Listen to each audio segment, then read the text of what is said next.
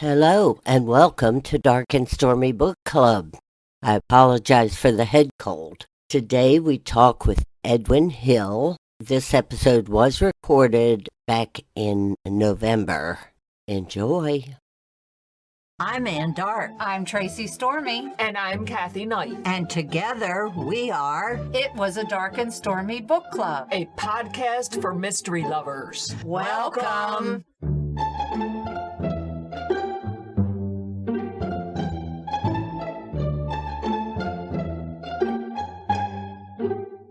If you enjoy our show, please consider contributing to the Dark and Stormy Patreon. By becoming a patron, you will help us create better and quality content. There are also benefits to becoming a patron, such as exclusive content and Dark and Stormy merchandise. Become a supporter at patreon.com/darkandstormybc. Check our website for the link. We appreciate any and all contributions. Thank you.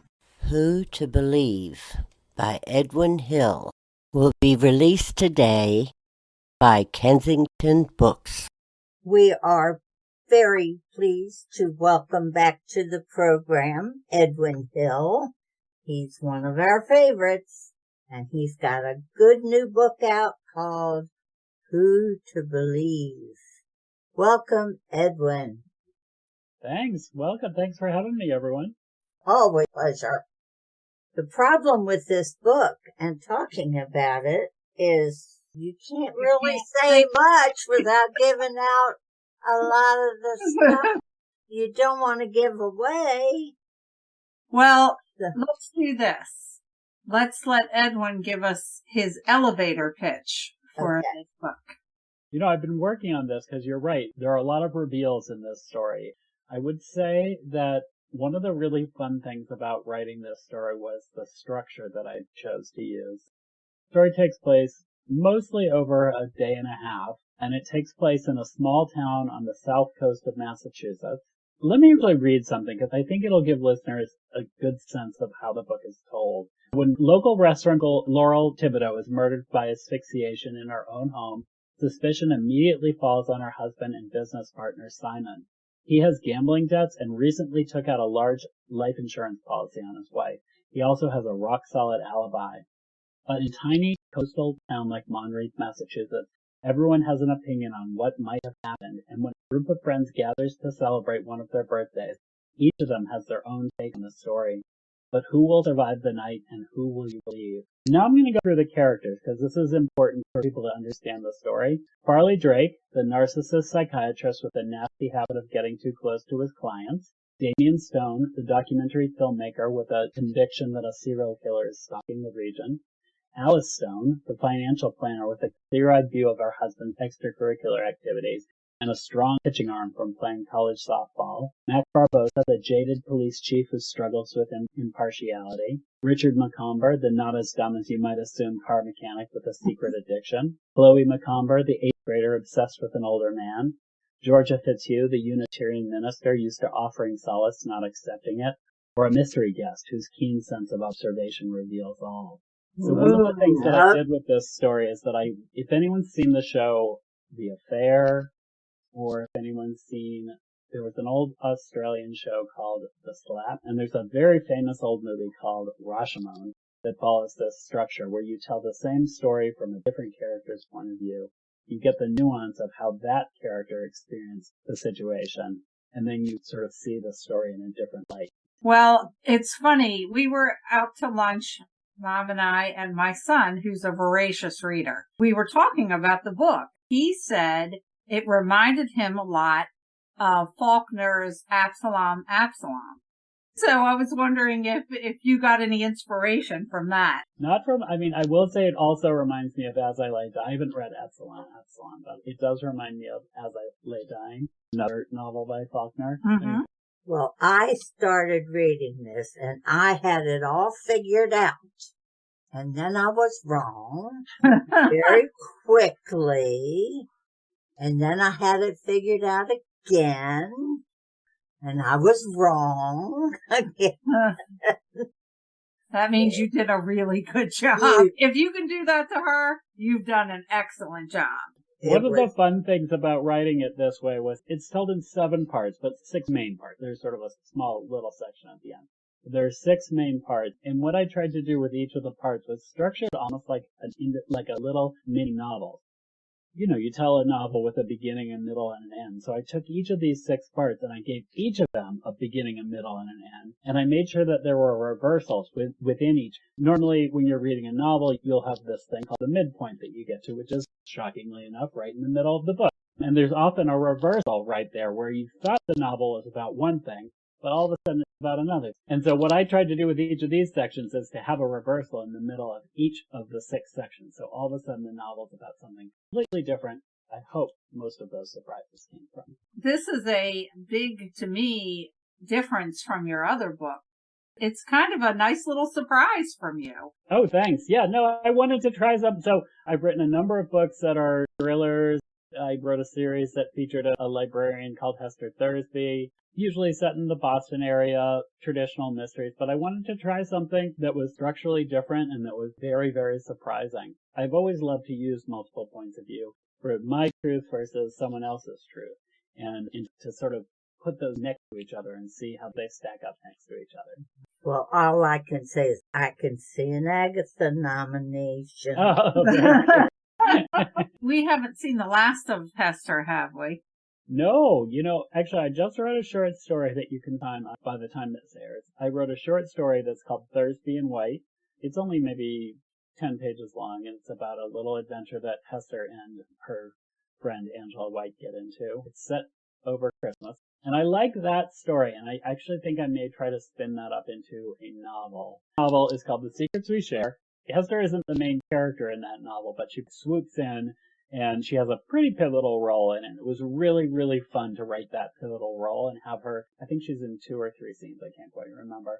But it was really fun to have her swoop in and do that. And I will do that again in the future, and I'd love to write a full-on Hester Thursby novel again in the future. Oh, awesome. We love her. We love the whole cast. I did pick up on Mr. London. Oh, yes. I said, oh, I know you. So one of the things I did with this novel is I just pulled one character from the prior novel, which is The Secrets We Share. There had been a state detective in that novel who came in sort of about 2/3 of the way through the novel. But since Brock London is a state detective, I figured, let's let him travel. He also shows up, he shows up about 1/3 of the way through this novel. Has an important supporting role, much like he did in the prior novel. Very good. What are you working on now? I am working on a new book that is set in New Hampshire. It's called What Happened Next? And it is about a young man who had a tragic thing happen when he was a child that was turned into an episode of a Law and Order type TV show. Oh, interesting. And now we fast forward 25 years later, and he is solving a new case as an amateur sleuth with the woman who appears on the Law and Order type show. Oh. Is this based on truth or just... Oh, no, it's not based on truth Just all made up? Yeah. So just like imagine if Mariska Hargitay from Law and Order has a summer house in New Hampshire. She's about my age, and so she meets up with someone who is born in, around 2000. She meets up with a young man, and they start solving a crime together. So it's a little bit like Castle, I guess. That's kind of neat. Oh, I like that concept. Do you just think of something and then expand upon it, or do you hear something and think that's interesting? What's the process? With this book, I sort of came up with the idea. I was trying to take a little seed of an idea. This often happens. So I had a seed of an idea, and I thought, I'm going to turn that into a story.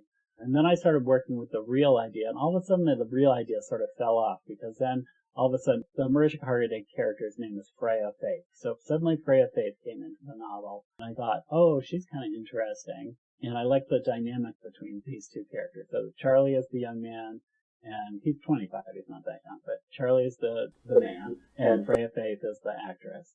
And so they sort of solved this case together, but they also have this May to December romance, which was also fun. I don't normally have romance I don't have any romance when romance starts.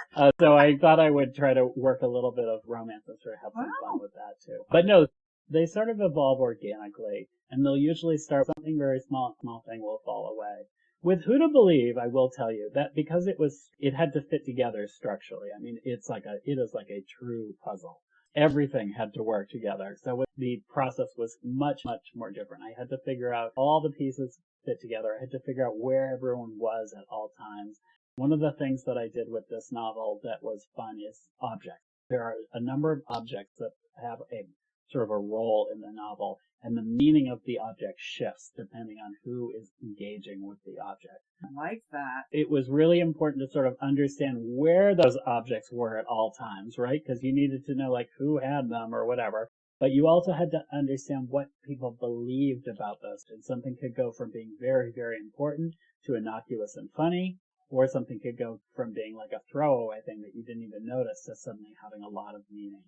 Sounds like you had to keep good notes on this one. You know, that is the funny thing. I always know when a novel is getting toward the end, when I know where everything is, I will say. So, because like a novel, it's like a long document, but you also only work on the tiniest piece of it every day. So you'll work on a few pages every day. And the rest of it is just sort of sitting in this document. You have such micro focus on a day-to-day basis. You can really forget what has happened in the rest of the novel, especially if you haven't visited that section of the novel for a month or two. And so when I always know a novel's starting to come together when I know, oh yeah, that happens in the first part. So this has to happen in the third part. The novel that I'm working on right now, the one with the actress and the young man, that has not happened yet. And I am really looking forward to it happening soon. Yeah. You ever get your characters mixed up in your books and think, oh, wait a minute, that's the wrong book? I haven't done that, but I often will do is I usually have too many characters when I start. Like, for instance, with the novel I'm working on right now, it started out with two brothers and a sister were sort of part of the core family. The sister didn't have anything to do, so she got the heave-ho. Charlie, the young man, he had two friends, and he didn't need two friends. He only needed one friend. So one of the friends got the heave-ho. So I'll start going through and sort of figuring out who gets to stay in this story and who has to leave. One of the things about the Who to Believe is I'm glad I didn't live in that town. For a small town, nobody's where they're supposed to be or with them. No. So when I was growing up, my dad was the principal of the high school, which is it's an interesting view, and it is partially based on Monreith. It's an interesting way to exist, because when you live in a small town and your dad's the principal, everyone knows who you are, everyone knows who your dad is. You, as an adult, you have a different view of the community than if you look at the adult characters in this novel, not the children characters, but the adult characters. They all have interesting jobs where they have a different view on a community. So you have a financial view advisor, you have a minister, you have a cop, you have a documentary filmmaker, you have a psychiatrist, and you have an auto mechanic. All of these people work with people in a way where they're going to have a little view into their personal lives. And so I just wanted to explore what that was like. And you have a teenager. Oh, yeah. And then there's a teenage. She has her own view into the world. I wanted to explore what it is like to sort of sit up over a community and kind of look, not look down on it, over it in a different way. The way you're describing it, it's very Christie-esque, because it sounds like it's very character driven. And I always really enjoy those. I like it, even though there's a cast of characters, you make each one just a little memorable, and that's what this reminds me of. Thank you. It's not Thunder with them. People don't go to an island, and it's not like everyone gets killed off one by one.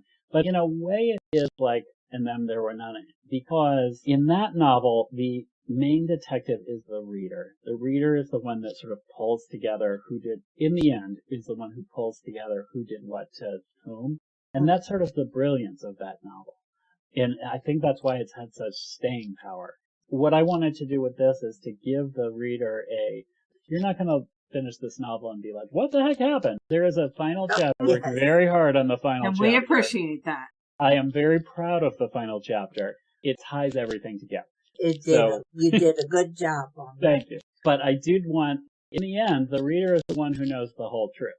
This comes out January 23rd. Okay. He's good. So my partner's name is Michael, and he recently he made a big change, which, is always a good thing to do in life. So he's been a lawyer for many years, but he's decided to become a chef. So he started working in a restaurant. That is Wow. fantastic. Yes. Yeah, so that's exciting. So I have a lot of evenings to myself now. And I bet you get to eat some good food, too. I do. Yes, I do. Just read a book called Change Your Paradigm, Change Your Life. And I think more people should do that. Everybody gets stuck in a rut. And I love that. Yeah, no, it was an impressive move. Not a lot of people would take that bold a step to give up a practice that he's had for years. Yep. Well, and we would be remiss if we didn't ask how Edith Ann is doing. Oh, Edith Ann is wonderful. She's waiting for me to go down and give her dinner. Now, Edith Ann and Harper, are they related? So in the book, there is a dog. My books always have a dog, or many dogs. My third book, which is called Watcher, had 6 dogs and 1 iguana named. Oh, that's right. Yep. I really love to see how people interact with animals. I always incorporate some kind of animal into the story. So this one has a dog named Harper, who is a pit bull. It also has a cat named Tippy. Yeah. And Tippy and Harper hate each other's guts. Cats and dogs often do. Well, he doesn't even know she's a cat. No. But no, I would say that Harper is based on another dog that I know. Edith Ann is a Labrador Retriever, and Harper is a pit bull who had a very challenging few years, but then is rescued by one of the characters in the novel. Yeah. Wonderful. Well, Edwin, as always, every time you put a book out, we would be very upset if you didn't bring it on our show. Oh, I'm always delighted to come here. This is always such a fun time to chat with you. And we look forward to seeing you every year at Malice Domestic. Yeah. And I will see you there this year. It'll be coming up fast. I know. By the time this book comes out. It'll be out, and hopefully people will want it there. Well, Edwin, our best to Michael and Edith Ann. We hope to talk soon. Yes, I will talk to you both soon, and thank you so much for having me. All right. You enjoy the rest of your evening. And You go too. get your dinner. Yes. Edith Ann's dinner. He's got to wait for Michael to come and cook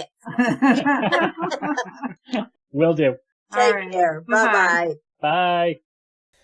Well, that brings us to the end of another episode. We always enjoy talking to Edwin and see what he's been up to. We hope you join us next week. It'll be our monthly What We're Reading. We'll see you then, and remember, Life would be boring without a little mystery. Bye. Bye.